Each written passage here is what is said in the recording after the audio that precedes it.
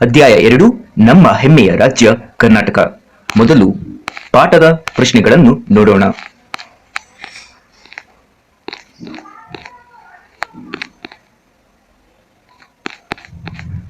ಪ್ರಶ್ನೆಗಳು ಹೀಗಿವೆ. ಪ್ರಾಚೀನ ಕಾಲದಲ್ಲಿ ಕರ್ನಾಟಕವನ್ನು ಆಳಿದ 3 ರಾಜ ಮನೆತನಗಳು ಯಾವ್ಯಾವು? ಸೆಕೆಂಡ್ ಒನ್, ಬೆಂಗಳೂರು ವಿಭಾಗದಲ್ಲಿ ಎಷ್ಟು ಜಿಲ್ಲೆಗಳಿವೆ? ಥರ್ಡ್ ಒನ್, ಈ ವಿಭಾಗವನ್ನು ಆಳಿದ 2 ಪಾಳೆಪಟ್ಟುಗಳ ಹೆಸರನ್ನು ಬರೆಯಿರಿ. ಫೋರ್ತ್ ಒನ್, ಪ್ರಾಕೃತಿಕ ಸಂಪನ್ಮೂಲ ಎಂದರೇನು? ಉದಾಹರಣೆ ನೀಡಿ. ಫಿಫ್ತ್ ಒನ್, ಬೆಂಗಳೂರು ವಿಭಾಗದಲ್ಲಿ ಅತಿ ಹೆಚ್ಚು ಮಳೆ ಬೀಳುವ ಜಿಲ್ಲೆ ಯಾವುದು? ಸಿಕ್ಸ್ತ್ ಒನ್, ಬೆಂಗಳೂರು ವಿಭಾಗದಲ್ಲಿ ಕುಡಿಯುವ ನೀರಿಗೆ ಅಭಾವ ಉಂಟಾಗಲು ಕಾರಣಗಳೇನು? ಸೆವೆಂತ್ ಒನ್, ಬೆಂಗಳೂರು ವಿಭಾಗದ 2 ಜಲಪಾತಗಳ ಹೆಸರನ್ನು ಬರೆಯಿರಿ. ಏತ್ ಒನ್, ಬನ್ನೇರುಘಟ್ಟ ರಾಷ್ಟ್ರೀಯ ಉದ್ಯಾನವನ ಯಾವ ಜಿಲ್ಲೆಯಲ್ಲಿದೆ? ನೈನ್ತ್ ಒನ್, ಬೆಂಗಳೂರು ವಿಭಾಗದಲ್ಲಿರುವ ಅತಿ ಎತ್ತರದ ಗುಡ್ಡದ ಹೆಸರನ್ನು ಬರೆಯಿರಿ. 10th ಒನ್, ಬೆಂಗಳೂರು ವಿಭಾಗದಲ್ಲಿರುವ 2 ಪಕ್ಷಿಧಾಮಗಳ ಹೆಸರನ್ನು ತಿಳಿಸಿ. 11th ಒನ್, ರಾಮನಗರ ಜಿಲ್ಲೆಯಲ್ಲಿರುವ ಪಕ್ಷಿಧಾಮದಲ್ಲಿ ಯಾವ ಪಕ್ಷಿಯನ್ನು ರಕ್ಷಿಸಲಾಗುತ್ತಿದೆ? 12th ಒನ್, ಬೆಂಗಳೂರು ವಿಭಾಗದಲ್ಲಿನ ಪ್ರಮುಖ ಆಹಾರ ಬೆಳೆಗಳು ಯಾವ್ಯಾವು? 13th ಒನ್, ಹಿಪ್ಪು ನೇರಳೆ ಎಲೆಯು ಯಾವ ಉದ್ದಿಮೆಗೆ ಕಚ್ಚಾ ಸಾಮಗ್ರಿಯಾಗಿದೆ? 14th ಒನ್, ಭದ್ರಾವತಿಯಲ್ಲಿರುವ ಉಕ್ಕು ಮತ್ತು ಕಬ್ಬಿಣ ಕಾರ್ಖಾನೆಯನ್ನು ಯಾವ ವರ್ಷ ಆರಂಭಿಸಲಾಯಿತು? 15th ಒನ್, ಬೆಂಗಳೂರು ವಿಭಾಗದಲ್ಲಿ ಯಾವ ಸ್ಥಳಗಳಲ್ಲಿ ಸಿದ್ಧ ಉಡುಪು ಪಾರ್ಕ್ಗಳನ್ನು ಸ್ಥಾಪಿಸಲಾಗಿದೆ?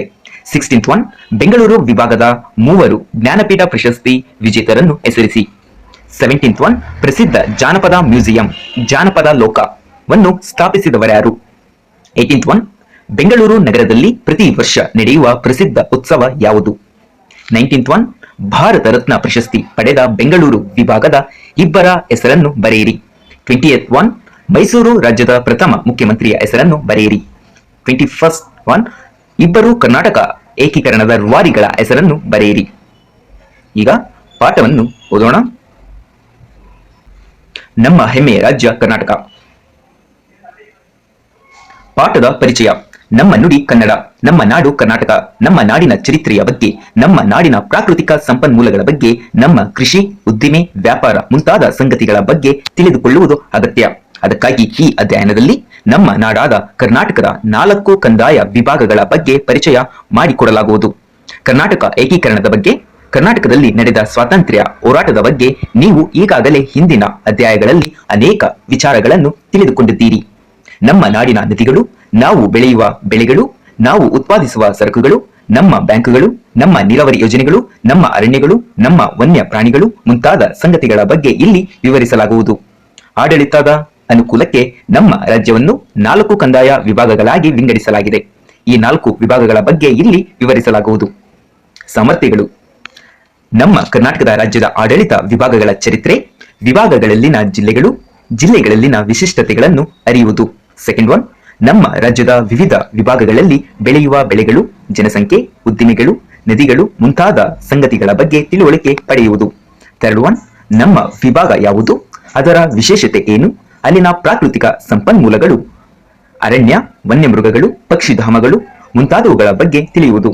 ನಮ್ಮ ನಾಡಿನ ಕಲೆ, ಸಾಹಿತ್ಯ, ಕ್ರೀಡೆ, ರಾಜಕಾರಣ ಮುಂತಾದ ಕ್ಷೇತ್ರದಲ್ಲಿ ಪ್ರಸಿದ್ಧರಾದವರ ಪರಿಚಯವನ್ನು ತಿಳಿದುಕೊಳ್ಳುವುದು.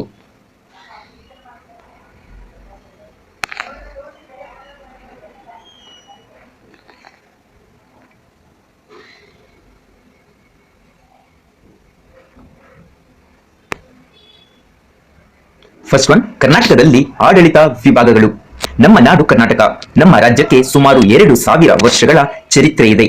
ನಮ್ಮ ರಾಜ್ಯದ ಅನೇಕ ಭಾಗಗಳಲ್ಲಿ ಪ್ರಾಚೀನ ಶಿಲಾಯುಗದ ಕೇಂದ್ರಗಳಿವೆ. ಚರಿತ್ರೆಕಾರರು ಅಂತಹ ಸ್ಥಳಗಳನ್ನು ರಾಜ್ಯದ ಬೇರೆ ಬೇರೆ ಭಾಗಗಳಲ್ಲಿ ಗುರುತಿಸಿದ್ದಾರೆ. ಈ ಅಧ್ಯಾಯದಲ್ಲಿ ನಮ್ಮ ರಾಜ್ಯದ 4 ವಿಭಾಗಗಳ ಬಗ್ಗೆ ಮತ್ತು ಅವುಗಳ ವಿಶೇಷತೆಗಳ ಬಗ್ಗೆ ತಿಳಿದುಕೊಳ್ಳೋಣ. ಬ್ರಿಟಿಷರ ಆಡಳಿತ ಕಾಲದಲ್ಲಿ ವಿವಿಧ ಜಿಲ್ಲೆಗಳನ್ನು ರೂಪಿಸಲಾಯಿತು.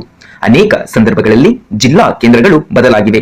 ಕೆಲವು ಜಿಲ್ಲೆಗಳು ಚಿಕ್ಕವಾಗಿವೆ ಮತ್ತು ಕೆಲವು ವಿಸ್ತರಣೆಗೊಂಡಿವೆ. ಇದು ವಿಭಾಗವಾರು ಕರ್ನಾಟಕ ರಾಜ್ಯದ ಭೂಪಟ. 4 ವಿಭಾಗಗಳೆಂದರೆ ಬೆಳಗಾವಿ, ಕಲಬುರಗಿ, ಮೈಸೂರು ಮತ್ತು ಬೆಂಗಳೂರು. ಉದಾಹರಣೆಗೆ, ಇಂದು ಯಾವುದನ್ನು ವಿಜಯಪುರ ಎಂದು ಕರೆಯುತ್ತಿದ್ದೇವೆಯೋ ಅದರ ಜಿಲ್ಲಾ ಕೇಂದ್ರ ಕಲದಗಿ ಆಗಿತ್ತು. ಮತ್ತೆ ಅದನ್ನು ವಿಜಯಪುರಕ್ಕೆ ಬದಲಾಯಿಸಲಾಯಿತು. ಸ್ವಾತಂತ್ರ್ಯ ನಂತರ ಹೊಸ ಜಿಲ್ಲೆಗಳನ್ನು ರಚಿಸಲಾಗಿದೆ. ದೊಡ್ಡ ಜಿಲ್ಲೆಗಳನ್ನು ವಿಭಜಿಸಿ 2 ಜಿಲ್ಲೆಗಳನ್ನು ಮಾಡಲಾಗಿದೆ. ನಮ್ಮ ರಾಜ್ಯದಲ್ಲಿ ಆಡಳಿತ ಅನುಕೂಲಕ್ಕೆ 4 ಕಂದಾಯ ವಿಭಾಗಗಳನ್ನು ರೂಪಿಸಲಾಗಿದೆ. ಅವುಗಳು ಹೀಗಿವೆ: ಬೆಂಗಳೂರು ವಿಭಾಗ, ಒಟ್ಟು 9 ಜಿಲ್ಲೆಗಳಿವೆ. ಮೈಸೂರು ವಿಭಾಗದಲ್ಲಿ 8 ಜಿಲ್ಲೆಗಳಿವೆ. ಬೆಳಗಾವಿ ವಿಭಾಗದಲ್ಲಿ 7 ಜಿಲ್ಲೆಗಳಿವೆ ಮತ್ತು ಕಲಬುರಗಿ ವಿಭಾಗದಲ್ಲಿ 7 ಜಿಲ್ಲೆಗಳಿವೆ. ಒಟ್ಟು 31 ಜಿಲ್ಲೆಗಳು. ಪ್ರತಿ ಜಿಲ್ಲೆಗೆ ಒಬ್ಬರು ಜಿಲ್ಲಾಧಿಕಾರಿಗಳಿರುತ್ತಾರೆ, ಅಂದರೆ ಡೆಪ್ಯೂಟಿ ಕಮಿಷನರ್. ಅದೇ ರೀತಿಯಲ್ಲಿ ವಿಭಾಗಕ್ಕೆ ವಿಭಾಗೀಯ ಅಧಿಕಾರಿ ಇರುತ್ತಾರೆ, ಅಂದರೆ ಡಿವಿಷನಲ್ ಕಮಿಷನರ್. ಈ ಭಾಗದಲ್ಲಿ 4 ವಿಭಾಗಗಳಲ್ಲಿರುವ ಜಿಲ್ಲೆಗಳು, ಅವುಗಳ ವಿಶಿಷ್ಟತೆಗಳು: ಪ್ರಾಕೃತಿಕ ಸಂಪನ್ಮೂಲ, ಕೃಷಿ, ಉದ್ದಿಮೆ, ನದಿಗಳು, ಬೆಳೆಗಳು, ಅರಣ್ಯಗಳು, ವಾಯುಗುಣ, ಕಲೆ, ಸಾಹಿತ್ಯ, ಜಾನಪದ, ಕ್ರೀಡೆ, ಉತ್ಸವಗಳು ಮುಂತಾದ ಸಂಗತಿಗಳ ಬಗ್ಗೆ ತಿಳಿದುಕೊಳ್ಳೋಣ. ಮೊದಲನೆಯದು ಬೆಂಗಳೂರು ವಿಭಾಗ. ನಮ್ಮ ರಾಜ್ಯದ ರಾಜಧಾನಿ ಬೆಂಗಳೂರು. ಇದು ಒಂದು ಆಡಳಿತ ಕಂದಾಯ ವಿಭಾಗವಾಗಿದೆ. ಈ ವಿಭಾಗದಲ್ಲಿ 9 ಜಿಲ್ಲೆಗಳಿವೆ. ಅವುಗಳ ಹೆಸರು ಹೀಗಿವೆ: ಬೆಂಗಳೂರು ನಗರ, ಬೆಂಗಳೂರು ಗ್ರಾಮೀಣ, ಕೋಲಾರ, ಚಿಕ್ಕಬಳ್ಳಾಪುರ, ರಾಮನಗರ, ತುಮಕೂರು, ಚಿತ್ರದುರ್ಗ, ದಾವಣಗೆರೆ ಮತ್ತು ಶಿವಮೊಗ್ಗ. ಭೂಪಟದಲ್ಲಿ ಗಮನಿಸಿ, ನಮ್ಮ ರಾಜ್ಯದ ದಕ್ಷಿಣ ಭಾಗದಲ್ಲಿ ಇದು ನೆಲೆಗೊಂಡಿದೆ. ಚಾರಿತ್ರಿಕ ಹಿನ್ನೆಲೆ: ಕರ್ನಾಟಕದಷ್ಟೇ ಪ್ರಾಚೀನ ಚಾರಿತ್ರಿಕ ಹಿನ್ನೆಲೆ ಬೆಂಗಳೂರು ವಿಭಾಗಕ್ಕಿದೆ. ಈ ಭಾಗವನ್ನು ಮೊದಲು ಆಳಿದ ಅರಸರೆಂದರೆ ಕೋಲಾಲಪುರವನ್ನು, ಈಗಿನ ಕೋಲಾರ, ರಾಜಧಾನಿಯನ್ನಾಗಿ ಮಾಡಿಕೊಂಡಿದ್ದ ಗಂಗರ ಮನೆತನದ ಅರಸರು. ಅವರ ಆಳ್ವಿಕೆ ಅಳಿದ ಮೇಲೆ ಈ ಪ್ರದೇಶವು ಚೋಳರ, ಹೊಯ್ಸಳರ, ವಿಜಯನಗರ, ಮರಾಠರ, ಮೈಸೂರು ಒಡೆಯರ ಮತ್ತು ವಿಜಯಪುರದ ಆದಿಲ್ ಶಾಹಿ ಮನೆತನದ ಅರಸರ ಆಳ್ವಿಕೆಗೆ ಒಳಗಾಯಿತು. ವಿಜಯನಗರ ಅರಸರ ಆಳ್ವಿಕೆಯಲ್ಲಿ ಅನೇಕ ಪಾಳೆಗಾರರು ವಿವಿಧ ಭಾಗಗಳಲ್ಲಿ ಆಳ್ವಿಕೆ ನಡೆಸುತ್ತಿದ್ದರು. ಅವರು ಆಳುತ್ತಿದ್ದ ಪ್ರದೇಶವನ್ನು ಪಾಳೆಪಟ್ಟು ಎಂದು ಕರೆಯಲಾಗುತ್ತಿತ್ತು. ಈ ಪಾಳೆಗಾರರಿಗೆ ನಾಯಕರೆಂಬ ಹೆಸರಿತ್ತು. ಈ ಪಾಳೆಗಾರರು ವಿಜಯನಗರ ಅರಸರಿಗೆ ವಿಧೇಯರಾಗಿದ್ದರು. ಅವರಿಗೆ ಪಾಳೆಗಾರರು ಕಪ್ಪ ಮತ್ತು ಕಾಣಿಕೆ ನೀಡುತ್ತಿದ್ದರು. ಪ್ರತಿ ಪಾಳೆಪಟ್ಟುಗಳೆಂದರೆ ಕೆಳದಿ. ಪ್ರಮುಖ ಪಾಳೆಪಟ್ಟುಗಳೆಂದರೆ ಕೆಳದಿ, ಚಿತ್ರದುರ್ಗ, ಯಲಹಂಕ, ಚಿಕ್ಕಬಳ್ಳಾಪುರ ಮುಂತಾದವು. ಇದು ಬೆಂಗಳೂರು ವಿಭಾಗದ ಜಿಲ್ಲಾವಾರು ಭೂಪಟ. ಪ್ರಾಕೃತಿಕ ಸಂಪನ್ಮೂಲ: ಪ್ರಕೃತಿಯಿಂದ ದತ್ತವಾದ ಸಂಗತಿಗಳನ್ನು ಪ್ರಾಕೃತಿಕ ಸಂಪನ್ಮೂಲ ಎಂದು ಕರೆಯುತ್ತೇವೆ. ನದಿ, ಕಾಡು, ಕಣಿವೆ, ಜಲಪಾತಗಳು, ಖನಿಜ ಗಣಿಗಳು, ವನ್ಯ ಮೃಗಗಳು, ಮಣ್ಣು ಮುಂತಾದವೆಲ್ಲ ಪ್ರಕೃತಿಯು ನಮಗೆ ನೀಡಿರುವ ಸಂಪತ್ತು. ಈ ವಿಭಾಗವು ಉಷ್ಣವಲಯದ ಮಾನ್ಸೂನ್ ವಾಯುಗುಣವನ್ನು ಹೊಂದಿದೆ. ಆದರೆ ವಿಭಾಗದ ಎಲ್ಲ ಜಿಲ್ಲೆಗಳಲ್ಲಿ ಏಕರೂಪದ ಹವಾಮಾನವಿಲ್ಲ. ಕೋಲಾರ ಜಿಲ್ಲೆ ಅತಿ ಉಷ್ಣವಲಯಕ್ಕೆ ಸೇರಿದರೆ ಶಿವಮೊಗ್ಗ ಅತಿಯಾದ ಮಳೆ ಬೀಳುವ ಪ್ರದೇಶವಾಗಿದೆ. ಆದರೆ ಚಿತ್ರದುರ್ಗ ಅತಿ ಕಡಿಮೆ ಬೀಳುವ ಜಿಲ್ಲೆಯಾಗಿದೆ. ಉಳಿದ ಜಿಲ್ಲೆಗಳಾದ ತುಮಕೂರು, ದಾವಣಗೆರೆ, ರಾಮನಗರ, ಚಿಕ್ಕಬಳ್ಳಾಪುರ ಮುಂತಾದವು ಸಾಧಾರಣ ಮಳೆ ಬೀಳುವ ಜಿಲ್ಲೆಗಳಾಗಿವೆ. ಈ ವಲಯದ ಅನೇಕ ಮುಖ್ಯ ನದಿಗಳು ಪಶ್ಚಿಮ ಘಟ್ಟದಲ್ಲಿ ಹುಟ್ಟುತ್ತವೆ. ಈ ವಿಭಾಗದ ಪ್ರಮುಖ ನದಿಗಳೆಂದರೆ ಉತ್ತರ ಪಿನಾಕಿನಿ, ದಕ್ಷಿಣ ಪಿನಾಕಿನಿ, ವೇದಾವತಿ, ಶಿಂಷಾ, ತುಂಗಭದ್ರಾ, ಶರಾವತಿ, ವರದಾ ಮುಂತಾದವು. ಶರಾವತಿಯು ಪಶ್ಚಿಮ ದಿಕ್ಕಿಗೆ ಹರಿಯುವ ನದಿ. ಇದರಿಂದ ನಿರ್ಮಾಣವಾದ ವಿಶ್ವ ವಿಖ್ಯಾತ ಜೋಗ ಜಲಪಾತ ಶಿವಮೊಗ್ಗ ಜಿಲ್ಲೆಯಲ್ಲಿದೆ. ಮುತ್ಯಾಲಮಡು ಎಂಬ ಜಲಾಶಯ ಬೆಂಗಳೂರು ನಗರ ಜಿಲ್ಲೆಯಲ್ಲಿದೆ. ಗಾಜನೂರು ಅಣೆಕಟ್ಟೆ ಮತ್ತು ತುಂಗಾ ಅಣೆಕಟ್ಟೆ ಶಿವಮೊಗ್ಗ ಜಿಲ್ಲೆಯಲ್ಲಿದೆ. ಈ ವಿಭಾಗದಲ್ಲಿ 100 ಪ್ರಸಿದ್ಧ ಕೆರೆಗಳಿವೆ. ಮೈಸೂರು ಅರಸರು ಅನೇಕ ಅಣೆಕಟ್ಟುಗಳನ್ನು ಕಟ್ಟಿಸಿದರು. ವಾಣಿ ವಿಲಾಸ ಅಣೆಕಟ್ಟೆ ಅಂತಹ ಒಂದು ನೀರಾವರಿ ಯೋಜನೆಯಾಗಿದೆ. ಇದು ಚಿತ್ರದುರ್ಗ ಜಿಲ್ಲೆಯ ಹಿರಿಯೂರು ತಾಲೂಕಿನಲ್ಲಿದೆ. ಅದೇ ರೀತಿಯಲ್ಲಿ ಮಾರ್ಕೋನಹಳ್ಳಿ ಜಲಾಶಯ ತುಮಕೂರು ಜಿಲ್ಲೆಯಲ್ಲಿದೆ. ಪರಿಸರ ಮಾಲಿನ್ಯ, ಅರಣ್ಯನಾಶ, ಅತಿಯಾದ ನಗರೀಕರಣ ಮುಂತಾದ ಕಾರಣಗಳಿಂದ ನಮ್ಮ ಅನೇಕ ನದಿಗಳು ಬತ್ತಿ ಹೋಗುತ್ತಿವೆ. ಬೆಂಗಳೂರು ನಗರ ಜಿಲ್ಲೆಯ ಅನೇಕ ನದಿಗಳು ನಾಶದ ಅಂಚನ್ನು ತಲುಪಿವೆ. ಅನೇಕ ಕೆರೆಗಳು ಭೂ ಆಕ್ರಮಣದಿಂದ ನಾಶವಾಗುತ್ತಿವೆ. ಇದರಿಂದ ನೀರಿನ ತೀವ್ರ ಅಭಾವ ಉಂಟಾಗುತ್ತಿದೆ. ಕೆರೆಗಳ ಜಲಮೂಲಗಳ ಮತ್ತು ಅಂತರ್ಜಲದ ರಕ್ಷಣೆಗೆ ನಾವೆಲ್ಲರೂ ಗಮನ ನೀಡುವ ಅಗತ್ಯವಿದೆ. ಈ ವಿಭಾಗದಲ್ಲಿ ಅನೇಕ ಖನಿಜ ನಿಕ್ಷೇಪಗಳಿವೆ. ಇಡೀ ದೇಶದಲ್ಲಿ ಸಮೃದ್ಧವಾದ ಚಿನ್ನದ ಗಣಿಗಳು ಕರ್ನಾಟಕದ ರಾಜ್ಯವಾಗಿದ್ದು, ಕೋಲಾರ ಚಿನ್ನದ ಗಣಿ ಪ್ರಸಿದ್ಧವಾಗಿತ್ತು. ಆದರೆ ಅಲ್ಲಿನ ಚಿನ್ನದ ಅದಿರು ಮುಗಿದು ಹೋಗಿದೆ. ಚಿತ್ರದುರ್ಗ ಮತ್ತು ತುಮಕೂರು ಜಿಲ್ಲೆಗಳಲ್ಲಿ ಕಬ್ಬಿಣದ ಅದಿರು ನಿಕ್ಷೇಪಗಳಿವೆ ಮತ್ತು ಚಿತ್ರದುರ್ಗದಲ್ಲಿ ತಾಮ್ರದ ಗಣಿಗಳಿವೆ. ಪರಮಾಣು ಶಕ್ತಿ ಉತ್ಪಾದನೆಗೆ ಅಗತ್ಯವಾದ ಖನಿಜವು ಚಿತ್ರದುರ್ಗದಲ್ಲಿ ದೊರೆಯುತ್ತದೆ ಎಂದು ಹೇಳಲಾಗಿದೆ. ಅರಣ್ಯಗಳು, ವನ್ಯ ಪ್ರಾಣಿಗಳು, ರಾಷ್ಟ್ರೀಯ ಉದ್ಯಾನಗಳು. ಬೆಂಗಳೂರು ವಿಭಾಗದ ಶಿವಮೊಗ್ಗ ಜಿಲ್ಲೆಯಲ್ಲಿ ದಟ್ಟ ಅರಣ್ಯವಿದೆ. ಬೆಂಗಳೂರು ನಗರ ಜಿಲ್ಲೆಯಲ್ಲಿ ಅರಣ್ಯ ಪ್ರದೇಶದ ವಿಸ್ತೀರ್ಣ ಕಡಿಮೆ. ಈ ವಿಭಾಗದ ಜಿಲ್ಲೆಗಳಲ್ಲಿ ನಿತ್ಯ ಹರಿದ್ವರ್ಣ ಅರಣ್ಯದಿಂದ ಎಲೆ ಉದುರುವ ಅರಣ್ಯದವರೆಗೆ ವಿವಿಧ ಬಗೆಯ ಅರಣ್ಯಗಳಿವೆ. ಸಹ್ಯಾದ್ರಿ ಪರ್ವತ ಶ್ರೇಣಿಯು ಶಿವಮೊಗ್ಗ ಜಿಲ್ಲೆಯ ಗಡಿ ಭಾಗದಲ್ಲಿ ಹಾದು ಹೋಗುತ್ತದೆ. ಬಿದಿರು, ಆಲದ ಮರಗಳು, ಹುಣಸೆ ಮರಗಳು, ಶ್ರೀಗಂಧ, ದಿಂಡಿಗ, ತೇಗ, ಜಾಲಿ, ಮಾವಿನ ಮರಗಳು, ಬೇವಿನ ಮರಗಳು ಮುಂತಾದವು ಇಲ್ಲಿ ಅರಣ್ಯಗಳಲ್ಲಿ ಬೆಳೆಯುತ್ತವೆ. ಕಿರು ಅರಣ್ಯ ಉತ್ಪನ್ನಗಳು ಅನೇಕರಿಗೆ ವರಮಾನದ ಮೂಲಗಳಾಗಿವೆ. ಈ ವಿಭಾಗದಲ್ಲಿರುವ ಅತಿ ಎತ್ತರದ ಬೆಟ್ಟವೆಂದರೆ ಚಿತ್ರದುರ್ಗ ಜಿಲ್ಲೆಯಲ್ಲಿರುವ ಹಾಲು ರಾಮೇಶ್ವರ ಗುಡ್ಡ. ಇತರೆ ಪ್ರಸಿದ್ಧ ಗುಡ್ಡಗಳೆಂದರೆ ಕವಲೆದುರ್ಗ, ಚಂದ್ರಗುತ್ತಿ, ಕೊಡಚಾದ್ರಿ, ನಂದಿದುರ್ಗ ಇತ್ಯಾದಿ. ಈ ವಿಭಾಗದಲ್ಲಿ ಅನೇಕ ವಿಧದ ವನ್ಯಪ್ರಾಣಿಗಳಿವೆ. ಕಾಡುಬೆಕ್ಕು, ಹುಲಿ, ಚಿರತೆ, ಕಾಡೆಂಬೆ, ಕಾಡುಹಂದಿ, ಜಿಂಕೆಗಳು, ಕರಡಿ, ತೋಳ ಮುಂತಾದವು. ಅರಣ್ಯ ರಕ್ಷಣೆಗಾಗಿ ಮತ್ತು ವನ್ಯಪ್ರಾಣಿಗಳ ಪೋಷಣೆಗಾಗಿ ಅನೇಕ ವನ್ಯಪ್ರಾಣಿ ಧಾಮಗಳನ್ನು, ರಾಷ್ಟ್ರೀಯ ಉದ್ಯಾನಗಳನ್ನು ಸ್ಥಾಪಿಸಲಾಗಿದೆ.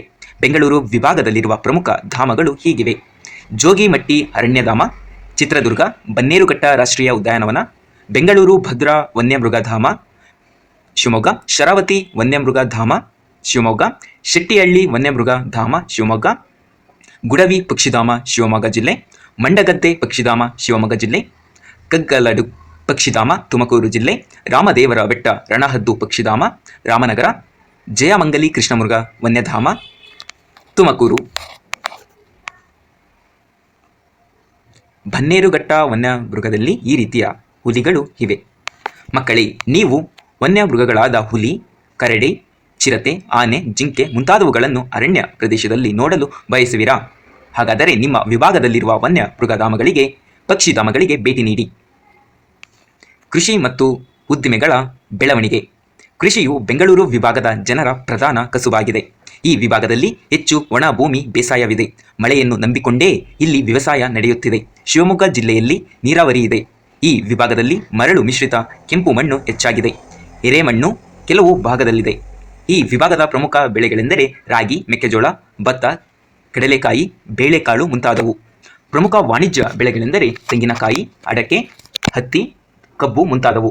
ರೇಷ್ಮೆ ಉದ್ಯಮಕ್ಕೆ ಮೂಲವಾದ ಹಿಪ್ಪು ನೇರಳೆಯನ್ನು ಬೆಂಗಳೂರು ಜಿಲ್ಲೆ, ರಾಮನಗರ ಜಿಲ್ಲೆಯಲ್ಲಿ ಬೆಳೆಯುತ್ತಾರೆ. ಸಪೋಟ, ಪಪ್ಪಾಯ, ಹಲಸಿನ ಹಣ್ಣು, ಕಿತ್ತಳೆ ಹಣ್ಣು, ಬಾಳೆಹಣ್ಣು ಮುಂತಾದ ಹಣ್ಣುಗಳನ್ನು ಬೆಳೆಯಲಾಗುತ್ತದೆ. ಈ ವಿಭಾಗದಲ್ಲಿನ ಜನರು ಹೆಚ್ಚಾಗಿ ರಾಗಿ ಮುದ್ದೆ ಮತ್ತು ಅಕ್ಕಿ ಬಳಸುತ್ತಾರೆ. ರಾಗಿ ಮತ್ತು ಅಕ್ಕಿ ರೊಟ್ಟಿಯನ್ನು ತಿನ್ನುತ್ತಾರೆ. ಇತ್ತೀಚೆಗೆ ಗೋಧಿ ಚಪಾತಿಯನ್ನು ಬಳಸುವುದನ್ನು ರೂಢಿಸಿಕೊಂಡಿದ್ದಾರೆ. ಹಬ್ಬಗಳಲ್ಲಿ ಪಾಯಸ, ಹೋಳಿಗೆ, ಸಿಹಿ ಕಿಚಡಿ, ಶಾವಿಗೆ ಮುಂತಾದ ಸಿಹಿ ತಿನಿಸುಗಳನ್ನು ಸೇವಿಸುತ್ತಾರೆ. ಪ್ರತಿ ಜಿಲ್ಲೆ ಮತ್ತು ತಾಲೂಕುಗಳಲ್ಲಿ ಕೃಷಿ ಉತ್ಪನ್ನಗಳ ಮಾರುಕಟ್ಟೆಯನ್ನು ಸರ್ಕಾರ ಸ್ಥಾಪಿಸಿದೆ. ಅಲ್ಲಿ ರೈತರು ತಮ್ಮ ಸರಕುಗಳನ್ನು ಮಾರಾಟ ಮಾಡಬಹುದು. ಸರ್ಕಾರವು ಜಿಲ್ಲಾ ಮತ್ತು ತಾಲೂಕು ಕೇಂದ್ರಗಳಲ್ಲಿ ಉಗ್ರಾಣಗಳನ್ನು ನಿರ್ಮಿಸಿದೆ. ಅಲ್ಲಿ ರೈತರು ತಮ್ಮ ಉತ್ಪನ್ನಗಳನ್ನು ದಾಸ್ತಾನಿಡಬಹುದು. ಉದ್ದಿಮೆಗಳು. ನಮ್ಮ ರಾಜ್ಯದ ಕೈಗಾರಿಕಾ ವಲಯದ ನಿರ್ಮಾತೃ ಸರ್ ಎಂ ವಿಶ್ವೇಶ್ವರಯ್ಯ. ಇವರು ನಾಲ್ವಡಿ ಕೃಷ್ಣರಾಜ ಒಡೆಯರ ಮುಂದಾಲೋಚನೆಗಳನ್ನು ಕಾರ್ಯರೂಪಕ್ಕೆ ಇಳಿಸಿದರು. ಇಂದು ಕೈಗಾರಿಕೆಗಳನ್ನು ಸ್ಥಾಪಿಸಿದ ಅಭಿವೃದ್ಧಿಯನ್ನು ಸಾಧಿಸಿಕೊಳ್ಳುವುದು ಸಾಧ್ಯವಿಲ್ಲ. ಬೆಂಗಳೂರು, ಭದ್ರಾವತಿ, ತುಮಕೂರು, ಶಿವಮೊಗ್ಗ ಮುಂತಾದ ಸ್ಥಳಗಳಲ್ಲಿ ದೊಡ್ಡ ಕಾರ್ಖಾನೆಗಳನ್ನು ನಿರ್ಮಿಸಲಾಗಿದೆ. ಬೆಂಗಳೂರು ರಾಷ್ಟ್ರದಲ್ಲಿಯೇ ಪ್ರಮುಖ ಕೈಗಾರಿಕಾ ಕೇಂದ್ರವಾಗಿದೆ. ಶಿವಮೊಗ್ಗ ಜಿಲ್ಲೆಯ ಭದ್ರಾವತಿಯಲ್ಲಿ ಉಕ್ಕು ಮತ್ತು ಕಬ್ಬಿಣ ಕಾರ್ಖಾನೆ ಇದೆ. ಇದನ್ನು 1923ರಲ್ಲಿ ಸ್ಥಾಪಿಸಲಾಗಿದೆ. ಅದನ್ನು ಇಂದು ವಿಶ್ವೇಶ್ವರಯ್ಯ ಕಬ್ಬಿಣ ಮತ್ತು ಉಕ್ಕು ನಿಯಮಿತ ಕಾರ್ಖಾನೆ ಎಂದು ಕರೆಯಲಾಗುತ್ತಿದೆ. ಅಲ್ಲಿ ಕಾಗದದ ಕಾರ್ಖಾನೆಯೂ ಇದೆ. ಇದನ್ನು 1936ರಲ್ಲಿ ಸ್ಥಾಪಿಸಲಾಗಿದೆ. ರಾಜ್ಯದ ಮೊದಲ ಸಿಮೆಂಟ್ ಕಾರ್ಖಾನೆಯು ಭದ್ರಾವತಿಯಲ್ಲಿ ಸ್ಥಾಪನೆಗೊಂಡಿತು. ತುಮಕೂರು ಜಿಲ್ಲೆಯ ಅಮ್ಮಸಂದ್ರದಲ್ಲಿ ಬಿರ್ಲಾ ಕಂಪನಿಯ ಸಿಮೆಂಟ್ ಕಾರ್ಖಾನೆ ಇದೆ. ಬೆಂಗಳೂರು ಮಾಹಿತಿ ತಂತ್ರಜ್ಞಾನ ಮತ್ತು ಜೈವಿಕ ತಂತ್ರಜ್ಞಾನ ಉದ್ಯಮಿಗಳಿಗೆ ಪ್ರಸಿದ್ಧಿಯಾಗಿದೆ. ಕೈಗಾರಿಕೆಗಳು ಉದ್ಯೋಗದ ಮೂಲಗಳಾಗಿವೆ. ಬಟ್ಟೆ ರಫ್ತು ವ್ಯಾಪಾರದಲ್ಲಿ ದೇಶದಲ್ಲಿ ಕರ್ನಾಟಕ 2ನೇ ಸ್ಥಾನದಲ್ಲಿದೆ. ನಮ್ಮ ವಿಭಾಗದ ದೊಡ್ಡಬಳ್ಳಾಪುರ, ಆನೇಕಲ್ ಮುಂತಾದ ನಗರಗಳಲ್ಲಿ ಸರ್ಕಾರ ಸಿದ್ಧ ಉಡುಪಿನ ಪಾರ್ಕ್ಗಳನ್ನು ಸ್ಥಾಪಿಸಿದೆ.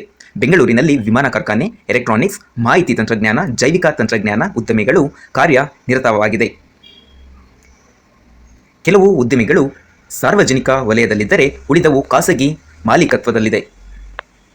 ಕಲೆ, ಸಾಹಿತ್ಯ, ಜಾನಪದ, ನಾಟಕ, ನೃತ್ಯ. ಪ್ರಾಚೀನ ಕಾಲದಿಂದಲೂ ಈ ವಿಭಾಗವು ಕಲೆ, ಸಾಹಿತ್ಯಕ್ಕೆ ಹೆಸರುವಾಸಿಯಾಗಿದೆ. 12ನೇ ಶತಮಾನದ ವಚನ ಸಾಹಿತ್ಯಕ್ಕೆ ಅಪಾರ ಕೊಡುಗೆ ನೀಡಿರುವ ಅಕ್ಕ ಮಹಾದೇವಿ ಮತ್ತು ಅಲ್ಲಮ ಪ್ರಭುಗಳು ಶಿವಮೊಗ್ಗ ಜಿಲ್ಲೆಯ ಬಳ್ಳಿಗಾವೆಗೆ ಸೇರಿದವರು. ಅದೇ ರೀತಿಯಲ್ಲಿ ದಾಸ ಪರಂಪರೆಗೆ ಸೇರಿದ ಶ್ರೀ ಪಾದರಾಯರು ಮುಂತಾದವರು ಬೆಂಗಳೂರು ವಿಭಾಗಕ್ಕೆ ಸೇರಿದವರು. ಆಧುನಿಕ ಕಾಲಕ್ಕೆ ಬಂದರೆ ರಾಷ್ಟ್ರಕವಿ ಹಾಗೂ ಜ್ಞಾನಪೀಠ ಪುರಸ್ಕೃತ ಸಾಹಿತಿ ಕುವೆಂಪು ಈ ವಿಭಾಗಕ್ಕೆ ಸೇರಿದವರು. ಈ ವಿಭಾಗದ ಇನ್ನಿಬ್ಬರು ಜ್ಞಾನಪೀಠ ಪುರಸ್ಕೃತ ಸಾಹಿತಿಗಳು ಮಾಸ್ತಿ ವೆಂಕಟೇಶ ಅಯ್ಯಂಗಾರ್ ಹಾಗೂ U R Ananthamurthy. DV. Gundappa, Nisar Ahmed, TP. Kailasam, MK. Indira, Tarasu, ಡಾ. ಅನುಪಮ ನಿರಂಜನ, ಹ.ಮ. Nayaka, V. Seetharamaiah, BGL. Swamy, MV. Seetharamaiah, KV. Subbanna, G. Venkatasubbaiah, GS. Shivarudrappa, Baraguru Ramachandrappa, ಡಾ. ಡಿ.ಆರ್. ನಾಗರಾಜ್, ಡಾ. ಸಿದ್ದಲಿಂಗಯ್ಯ, ನಾ ಡಿಸೋಜ, ದೊಡ್ಡ ರಂಗೇಗೌಡ, ಪ್ರತಿಭಾನಂದ ಕುಮಾರ ಮುಂತಾದವರು ಕನ್ನಡ ಸಾಹಿತ್ಯವನ್ನು ಶ್ರೀಮಂತಗೊಳಿಸಿದ ಸಾಹಿತಿಗಳು. ಸಾಹಿತ್ಯದಷ್ಟೇ ನಾಟಕ ಕ್ಷೇತ್ರದಲ್ಲಿಯೂ ವಿಭಾಗದ ಸಾಧನೆ ಮಹತ್ವದಾಗಿದೆ. ಗುಬ್ಬಿ ವೀರಣ್ಣ ಅವರ ಹೆಸರು ಕನ್ನಡ ನಾಟಕ ಇತಿಹಾಸದಲ್ಲಿ ಚಿರಸ್ಥಾಯಿ ಆಗಿದೆ. ನಾಟಕ ರತ್ನ, ನಾಟಕ ಸಾರ್ವಭೌಮ ಎಂಬ ಬಿರುದುಗಳು ಅವರಿಗಿದ್ದವು. ಕನ್ನಡ ರಂಗಭೂಮಿಯ ಇತಿಹಾಸದಲ್ಲಿ ಗಮನಿಸಬೇಕಾದ ಇನ್ನೊಂದು ಹೆಸರು ಸುಬ್ಬಯ್ಯ ನಾಯ್ಡು ಅವರದು. ಇವರು ಕನ್ನಡದ ಮೊದಲನೆಯ ವಾಕ್ಚಿತ್ರ ಸತಿ ಸಿಲೋಚನಾ ನಾಯಕ ನಟರು. ಕಲ್ಚರ್ಡ್ ಕಮಿಡಿಯನ್ ಎಂದು ಹೆಸರು ಮಾಡಿದ ಕೆ. ಹಿರಣ್ಣಯ್ಯ ಮತ್ತು ಅವರ ಪುತ್ರ ಮಾಸ್ಟರ್ ಹಿರಣ್ಣಯ್ಯ ಅವರ ರಂಗಭೂಮಿ ಕೊಡುಗೆ ನೃತ್ಯ ಲೋಕಕ್ಕೆ ಅಪಾರ ಕಾಣಿಕೆ ನೀಡಿರುವ ಶ್ರೀಮತಿ ಮಾಯಾರಾವ್ ಬೆಂಗಳೂರಿನವರು. ಬೆಂಗಳೂರು ಈಗ ಚಲನಚಿತ್ರೋದ್ಯಮದ ಪ್ರಮುಖ ಕೇಂದ್ರವಾಗಿದೆ. ನಟರಾದ ಡಾ. ರಾಜ್ಕುಮಾರ್, ಡಾ.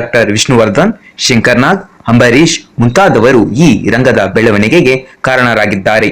ಜನಪದ ಸಾಹಿತ್ಯ ಮತ್ತು ಕಲೆಗೆ ಈ ವಿಭಾಗ ಪ್ರಸಿದ್ಧಿಯಾಗಿದೆ. ಪ್ರಸಿದ್ಧ ಜನಪದ ತಜ್ಞರಾದ ಸಾಹಿತಿ ಎಚ್.ಎಲ್. ನಾಗೇಗೌಡ ಅವರು ಸ್ಥಾಪಿಸಿರುವ ಜಾನಪದ ಲೋಕ ರಾಮನಗರ ಜಿಲ್ಲೆಯಲ್ಲಿದೆ. ಬೆಂಗಳೂರು ವಿಭಾಗದ ಪ್ರಸಿದ್ಧ ಜನಪದ ಕಲೆಗಳು. ಬೆಂಗಳೂರಿನಲ್ಲಿ ಪ್ರತಿ ವರ್ಷ ನಡೆಯುವ ಕರಗ ಉತ್ಸವ ಒಂದು ಜನಪದ ಪ್ರಕಾರವಾಗಿದೆ. ದಕ್ಷಿಣ ಕರ್ನಾಟಕದಲ್ಲಿ ಪ್ರಸಿದ್ಧವಾದ ಸೋಮನ ಕುಣಿತ ಮತ್ತೊಂದು ಜಾನಪದ ಪ್ರದರ್ಶನ ಕಲೆಯಾಗಿದೆ.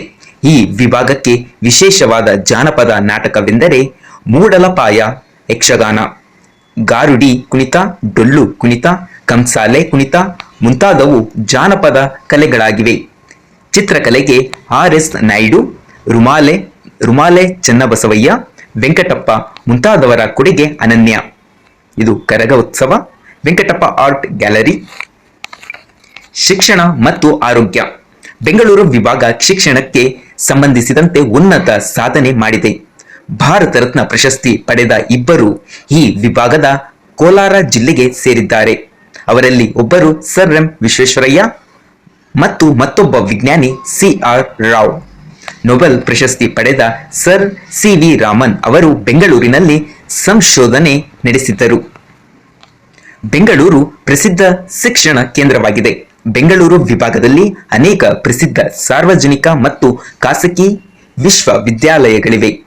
ಇದಲ್ಲದೆ ಇಲ್ಲಿ ಕೇಂದ್ರ ಸರ್ಕಾರದ ಸಂಶೋಧನಾ ಸಂಸ್ಥೆಗಳು ಮತ್ತು ವೈಜ್ಞಾನಿಕ ಪ್ರಯೋಗಾಲಯಗಳಿವೆ.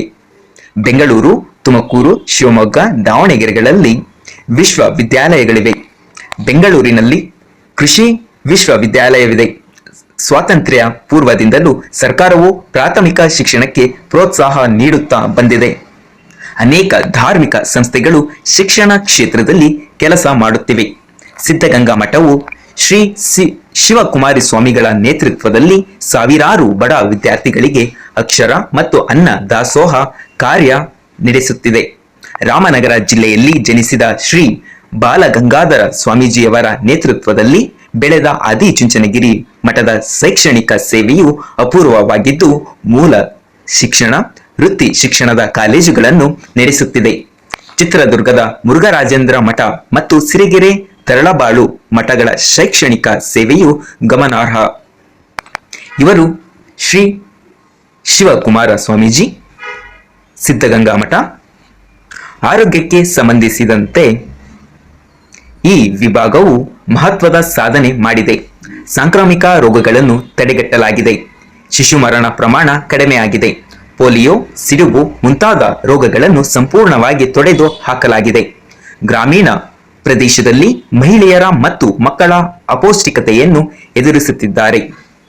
ಗ್ರಾಮೀಣ ಪ್ರದೇಶದಲ್ಲಿ ಪ್ರಾಥಮಿಕ ಆರೋಗ್ಯ ಕೇಂದ್ರಗಳು ಮತ್ತು ಆರೋಗ್ಯ ಉಪ ಕೇಂದ್ರಗಳು ಜನರಿಗೆ ವೈದ್ಯಕೀಯ ಸೌಲಭ್ಯ ಒದಗಿಸುತ್ತಿವೆ. ಪ್ರತಿ ಜಿಲ್ಲಾ ಕೇಂದ್ರಗಳಲ್ಲಿ ಸುಸಜ್ಜಿತವಾದ ಜಿಲ್ಲಾ ಆಸ್ಪತ್ರೆಗಳಿವೆ. ದೊಡ್ಡ ದೊಡ್ಡ ಗ್ರಾಮಗಳಲ್ಲಿ ಸಮುದಾಯ ಆರೋಗ್ಯ ಕೇಂದ್ರಗಳಿವೆ. ತಾಲೂಕು ಆಸ್ಪತ್ರೆಗಳು ತಾಲೂಕು ಕೇಂದ್ರಗಳಲ್ಲಿವೆ. ಸಂತಾನೋತ್ಪತ್ತಿ ಆರೋಗ್ಯವನ್ನು ಉತ್ತಮಪಡಿಸುವುದಕ್ಕಾಗಿ ಸರ್ಕಾರವು ಅನೇಕ ಪ್ರಾಥಮಿಕ ಆರೋಗ್ಯ ಕೇಂದ್ರಗಳನ್ನು 24/7 ದಿನದ ಎಲ್ಲಾ ಹೊತ್ತು ತೆರೆದಿರುವಂತೆ ಕೇಂದ್ರಗಳನ್ನು ಘೋಷಿಸಿದೆ. ಗ್ರಾಮೀಣ ಪ್ರದೇಶದಲ್ಲಿನ ಗರ್ಭಿಣಿಯರಿಗೆ ಸೇವೆ ಒದಗಿಸುವುದಕ್ಕಾಗಿ ಸಂಚಾರಿ ವಾಹನ ವ್ಯವಸ್ಥೆಯನ್ನು ಮಾಡಲಾಗಿದೆ. ಸಾಂಸ್ಕೃತಿಕ ಸಂಪತ್ತು. ಬೆಂಗಳೂರು ವಿಭಾಗವು ಸಾಂಸ್ಕೃತಿಕವಾಗಿ ಶ್ರೀಮಂತವಾಗಿದೆ. ಇಲ್ಲಿ ಅರಣ್ಯ ಮತ್ತು ಪ್ರಾಣಿ ಸಂಪತ್ತಿದೆ. ನದಿಗಳು, ಕಣಿವೆಗಳು, ಗಿರಿಧಾಮಗಳು, ಧಾರ್ಮಿಕ ಸ್ಥಳಗಳು, ಪ್ರವಾಸಿ ಕೇಂದ್ರಗಳು, ಸಾಂಸ್ಕೃತಿಕ ಉತ್ಸವಗಳು, ಜಾತ್ರೆ, ಹಬ್ಬಗಳು ಮುಂತಾದ ಸಂಗತಿಗಳಿಂದ ಕೂಡಿ ಇದು ಸಮೃದ್ಧವಾದ ವಿಭಾಗವಾಗಿದೆ. ರಾಜಕೀಯ ಮತ್ಸದ್ಧಿಗಳು ರಾಜ್ಯ ನಿರ್ಮಾಣಕ್ಕೆ ಅಪಾರ ಕಾಣಿಕೆ ನೀಡಿದ್ದಾರೆ. ಕರ್ನಾಟಕ ಏಕೀಕರಣ ರೂವಾರಿ ಕೆಂಗಲ್ ಹನುಮಂತಯ್ಯ ಅವರು ಈ ವಿಭಾಗಕ್ಕೆ ಸೇರಿದ್ದಾರೆ. ಅವರು ಮುಖ್ಯಮಂತ್ರಿಗಳಾಗಿದ್ದಾಗ ನಮ್ಮ ವಿಧಾನಸೌಧ ಕಟ್ಟಡ ನಿರ್ಮಾಣವಾಯಿತು. ಮತ್ತೊಬ್ಬ ಏಕೀಕರಣ ಹೋರಾಟಗಾರ ಎಸ್ ನಿಜಲಿಂಗಪ್ಪ ಅವರು ಮುಖ್ಯಮಂತ್ರಿಯಾಗಿ ರಾಜ್ಯ ನಿರ್ಮಾಣ ಕಾರ್ಯಗಳನ್ನು ಕೈಗೊಂಡರು. ನಮ್ಮ ರಾಜ್ಯದಲ್ಲಿ ಸಮಾಜವಾದಿ ಚಳುವಳಿಗೆ ಅಡಿಪಾಯ ಹಾಕಿದವರು ಶಾಂತವೇರಿ ಗೋಪಾಲಗೌಡರು ಶಿವಮೊಗ್ಗ ಜಿಲ್ಲೆಯವರು. ಪರಿಸರ ಘೋಷಣೆಗೆ ಮತ್ತೊಂದು ಹೆಸರು ಸಾಲುಮರದ ತಿಮ್ಮಕ್ಕ. ನಮ್ಮ ದೇಶದ ಕ್ರಿಕೆಟ್ಗೆ ನಮ್ಮ ಕೊಡುಗೆ ಅನಿಲ್ ಕುಂಬ್ಳೆ. ಯೋಗ ಕ್ಷೇತ್ರದಲ್ಲಿ ಅಸಾಧಾರಣ ಸಾಧನೆ ಮಾಡಿರುವ BKS ಅಯ್ಯಂಗಾರ್ ಮತ್ತು ಮಲ್ಲಾಡಿಹಳ್ಳಿ ಶ್ರೀ ರಾಘವೇಂದ್ರ ಸ್ವಾಮೀಜಿ ಈ ವಿಭಾಗದವರು. ಈ ವಿಭಾಗದಲ್ಲಿ ಅನೇಕ ಪ್ರೇಕ್ಷಣೀಯ ಸ್ಥಳಗಳಿವೆ. ಇದು ಲಾಲ್ಬಾಗ್. ಸ್ವಾತಂತ್ರ್ಯ ಹೋರಾಟಗಾರರು. ಭಾರತದ ಸ್ವಾತಂತ್ರ್ಯ ಹೋರಾಟದಲ್ಲಿ ಈ ವಿಭಾಗದ ಅನೇಕ ಮತ್ಸದ್ಧಿಗಳು ಭಾಗವಹಿಸಿದ್ದರು.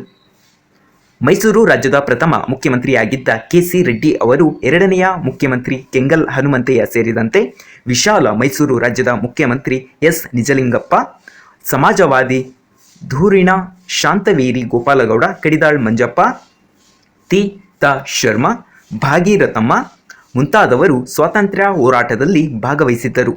ಕೆಂಗಲ್ ಹನುಮಂತಯ್ಯ ಮತ್ತು ಎಸ್ ನಿಜಲಿಂಗಪ್ಪ ಅವರು ಕರ್ನಾಟಕ ಏಕೀಕರಣದ ರೂವಾರಿಗಳೂ ಹೌದು. ಇದು ಪ್ರಶ್ನೆಗಳು.